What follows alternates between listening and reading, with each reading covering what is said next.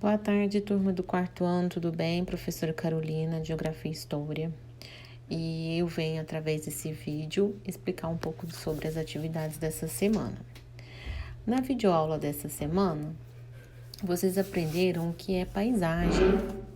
O que é paisagem? Paisagem é o que nossos sentidos compreendem da parte de um espaço, ou seja, as sensações que determinado local nos transmite.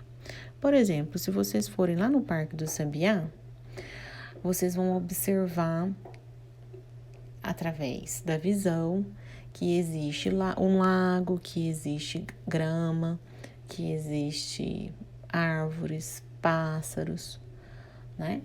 E também através do olfato, vocês vão conseguir sentir cheiro, e vocês vão conseguir ouvir os pássaros.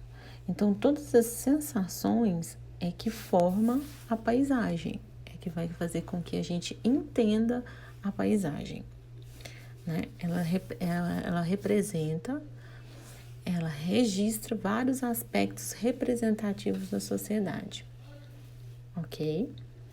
Então, paisagem é isso. E vocês aprenderam também alguns elementos naturais e culturais que compõem as paisagens. Então, por exemplo, lá no Parque do Sabiá, naquela paisagem, vocês veem lá a grama e as árvores e os pássaros.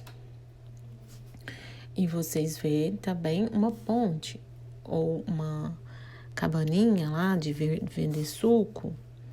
Então, o que é paisagem? O que é elemento natural nessa paisagem e o que é elemento cultural? Elemento natural é o lago, as árvores, os pássaros, e elemento cultural são as construções. Por exemplo, a ponte, a portaria, aquela quadra de areia que tem lá, as barracas que vendem água de coco e suco. Isso tudo são elementos culturais que compõem a paisagem, ok?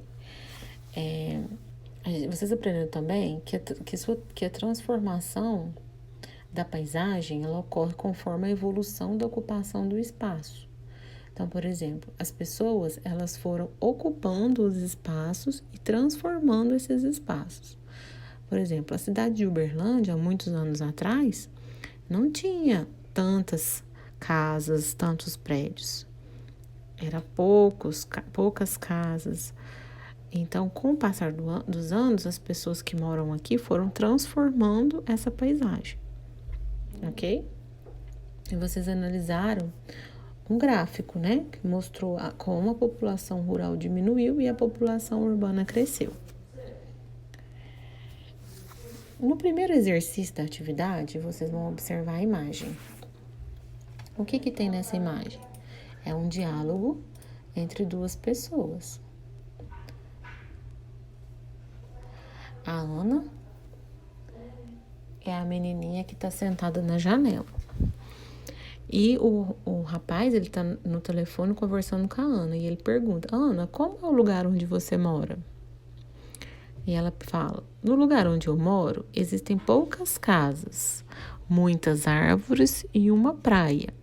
Todos os dias ouço o canto dos pássaros, principalmente pela manhã. Então, a gente pode observar que a Ana, ela mora na praia, pela imagem aí. E o rapaz que está conversando com ela, ele mora na praia? Não, ele mora na cidade e existem muitos prédios, provavelmente é uma cidade grande. Então, na primeira pergunta, na paisagem que Ana descreveu, aparecem apenas elementos naturais ou há também elementos construídos pelos seres humanos? Quais são eles? Existem só elementos naturais? Não. Ela está na casa. Ela está dentro de uma casa e essa casa não é um elemento natural. Ok? Aí você pode ver que tem barco. Tem um barco. Tem outra casinha lá na frente. Então, a resposta é não. Há também elementos construídos pelos seres humanos. ela cita que tem poucas casas, mas existem casas. Na questão 2, está falando. Vamos para a próxima questão. Na descrição, Ana citou um elemento da paisagem que não pode ser percebido pela visão. Que elemento é esse? Ela citou um elemento da paisagem que não pode ser percebido pela visão. O canto dos pássaros. Ela ouve o canto dos pássaros. Então, ela ouve o canto dos pássaros. Ela usou a audição e não a visão para perceber o canto dos pássaros. Ok?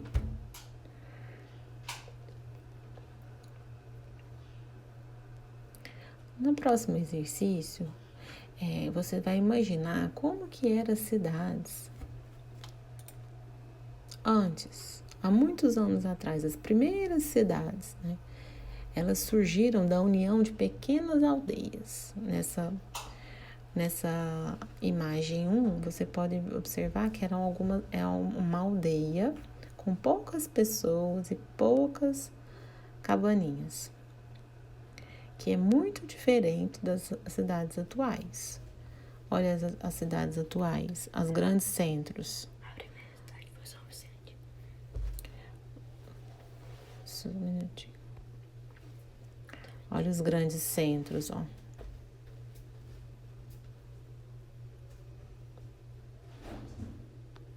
Tô tentando marcar, mas não tô conseguindo.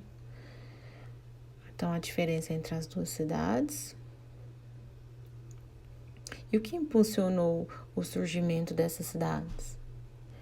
Aprender a cultivar a terra aumentou a produção de alimentos.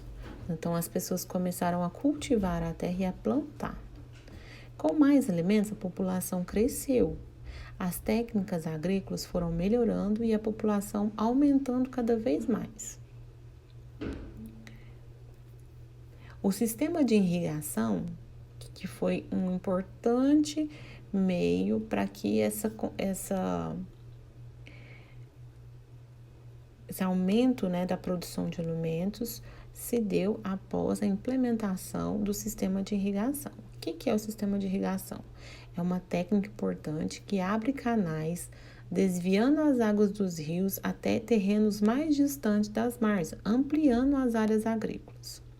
A maioria das cidades se desenvolve, ou seja, a maioria das cidades se desenvolveram perto de rios por conta da fertilidade para práticas agrícolas. Então, quanto mais perto, mais fértil para plantar. Quanto mais perto dos rios, mais a terra é boa para plantar. No exercício que eu propus para vocês essa semana, esse foi o exercício que eu enviei. Vocês vão observar um mapinha.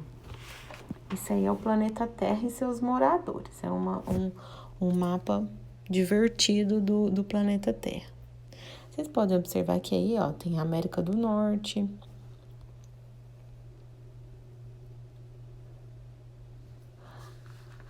América do Sul, a África, a Ásia e a Oceania. Os oceanos, né? Oceano Pacífico, Oceano Atlântico e Oceano Índico. Tem a Antártica também embaixo, né? Então, é um mapinha para a gente perceber como que é feita a distribuição no planeta. Então, após observar a imagem, vocês vão responder. Como o planeta Terra está representado nessa imagem? Ele está representado por animais. Vocês podem observar que tem animais, os tipos de animais comuns em cada região do planeta. Por tipos de plantas, né, que vocês podem ver, ó, que as palmeiras, né, os cactos são em regiões mais secas, as palmeiras em regiões de Mata Atlântica, regiões de litoral, os pinheiros em regiões mais frias, né, na região da América do Norte, na região no norte da Ásia e E também você pode perceber que na Austrália há muitas palmeiras, né? Porque são regiões tropicais. E também na África, vocês podem ver os animais que são comuns na África, né? Leão, elefante, girafa. Animais que são comuns na Austrália, que é os cangurus. Animais comuns aqui, né? Na América do Sul. Ó, o tucano representando o Brasil. Então, vocês podem observar. Essa imagem ficou bem interessante, porque a divisão, né, mostra onde o que é comum em cada região. Na letra B, vocês vão responder, todas as pessoas representadas na imagem são iguais? Explique como você chegou a essa conclusão. Então, essa é uma resposta pessoal. E na letra C, como você imagina que as pessoas chegaram a lugares tão distantes e neles passaram a viver? Como que você acha que foi feita essa migração dessas pessoas? Como que elas chegaram a esses lugares? E aí vocês vão responder no livro didático, unidade 1. Acho que o capítulo, eu errei na hora que eu coloquei, o capítulo é o 2. Tá? Vocês vão ler e responder as páginas de 21 a 25. Vamos lá. Ó, eu trouxe para vocês aqui. Vamos lá. Na página 21,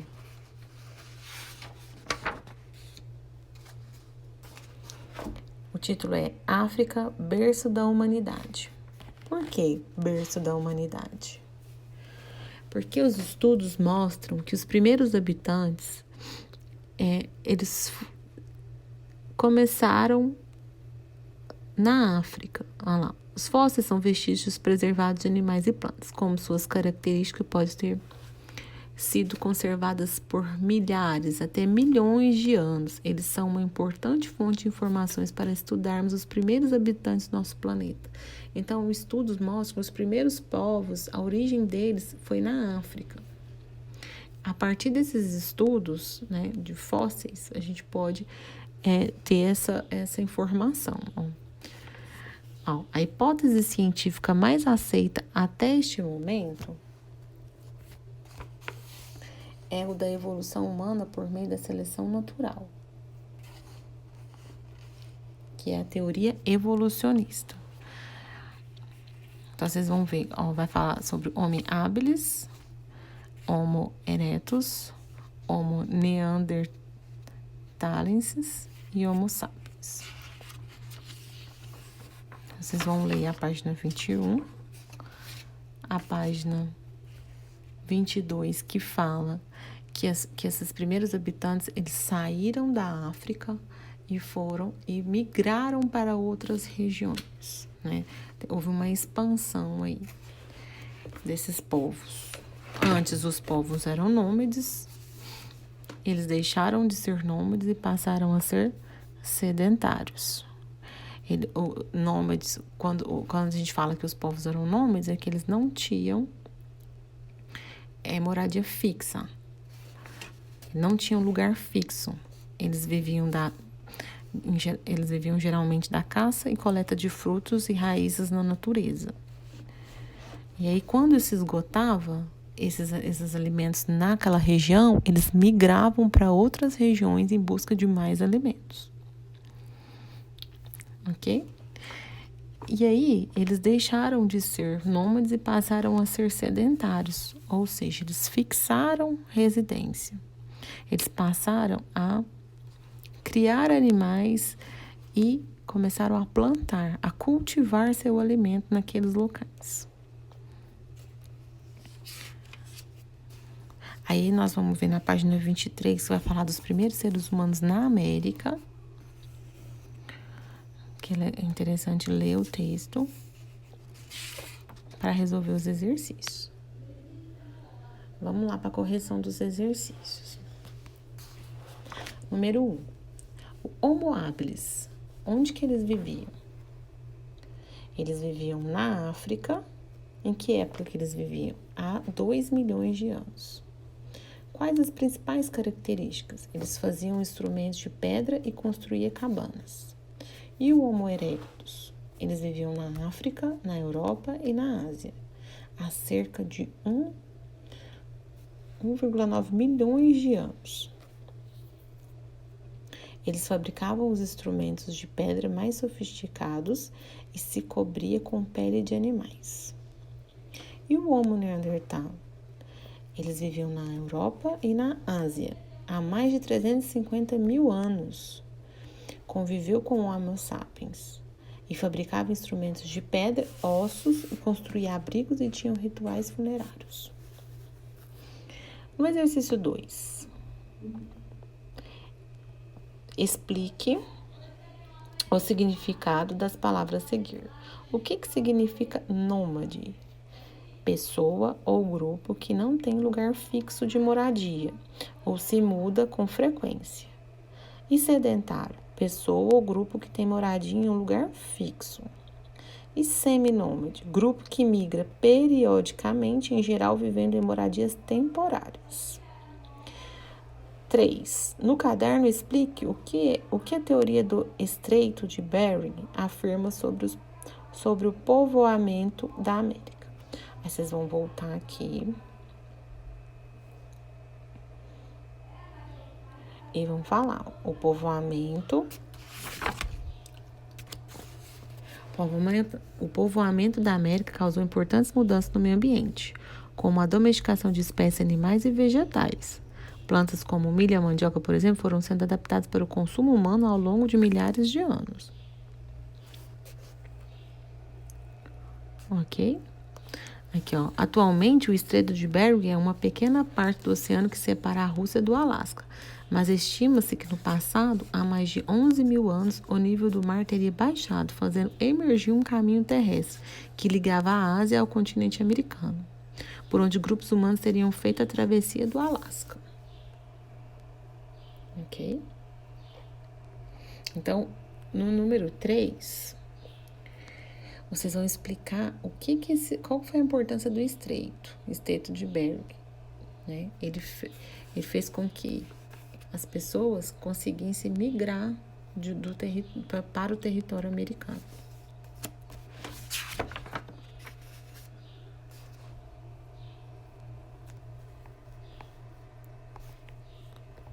Agora vamos voltar aqui. Isso. Na página 25, vocês vão responder o primeiro exercício. Qual é a importância da descoberta? Qual é a importância de descobertas como essa para a história da humanidade? Olha que interessante aí, ó, essa imagem. Que descoberta que foi essa, ó? Ossos fossilizados de 3 milhões de anos, pertencentes à Lúcia, encontrada na Etiópia, na África, né? E esse fóssil, ele tá lá no Museu de Ciência Natural em Houston, Texas, nos Estados Unidos. Em 2007 foi registrada essa imagem. E aí, na outra imagem, você pode ver a reconstrução, né? Como que era a espécie. Qual a importância de descobertas como essa para a história da humanidade? Descobertas trazem informações sobre como eram nossos ancestrais, contribuindo para sabermos como aconteceu o surgimento, a dispersão e a evolução dos humanos. Isso é importante saber. Que informações sobre a história da humanidade foram reveladas com essas descobertas? A resposta deve fazer referência à presença de hominídeos há mais de 3 milhões de anos na Etiópia.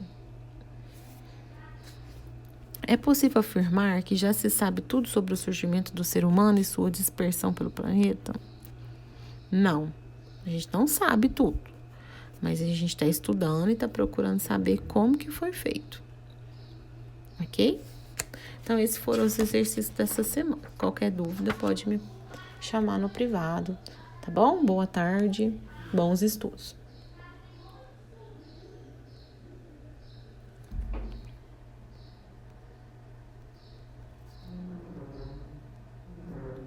Ó, esse foi mais um vídeo para completar nosso ensino remoto. Ele será compartilhado no canal do YouTube da escola. Se precisar, pode assistir quantas vezes precisar. Obrigada, turma. Abraço e até breve. Continue se cuidando.